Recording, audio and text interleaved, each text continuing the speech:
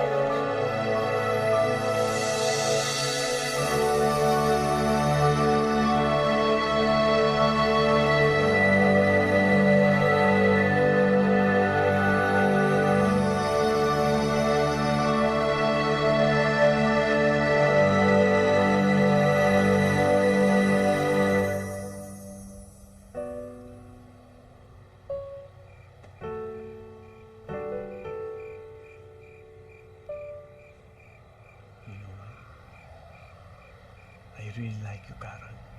Stop. Bago mo ituloy, ayokong mangako ka. Ayokong paasahin mo ako.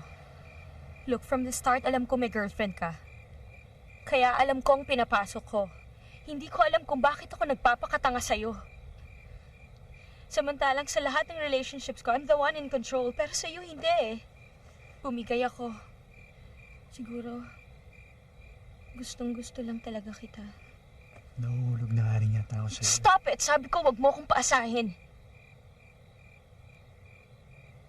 Pero yun ang totoo. God, I hate this.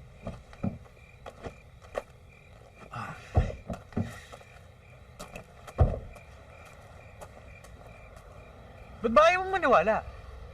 Ikaw mahulog sa akin? Sigurang tumatakbo dyan sa isip mo. Ang dali naman makuha ng babaeng ito. Of course not. Alam mo, the whole time na nandun tayong dalawa sa kumbento, wala akong ibang iniisip kundi ikaw. O ngayon pauwi na tayo. Para akong sinasakal dahil ayokong mahiwalay sa'yo. Please, kayong mga lalaki, dyan kayo magaling sa pambobola.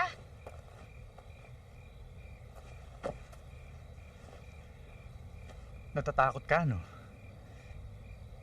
Wow, ang galing. Ngayon naman gagamitan mo ako ng psychology. Panalo ka. Come on, Carol. Aminin mo na. Siguro nasaktan ka ng sobra-sobra. Kaya pinipilit mo huwag maniwala. Tigilan mo yan. Carol, hindi naman kita lulukuhin eh. Carol, hayaan mo muna ayusin ko yung problema ko kay Didi. Tapos papapaalam ako na maayos sa kanya. Tapos papalikan kita. Tarantado, malapit na ako maniwala sa'yo. Hey, alam mo ba, ngayon ko lang ulit ito naramdaman. Carol, pagkasama kita, parang ako nabuhay uli. Alam mo, saraulo talaga ako pag pinakawalan pa kita.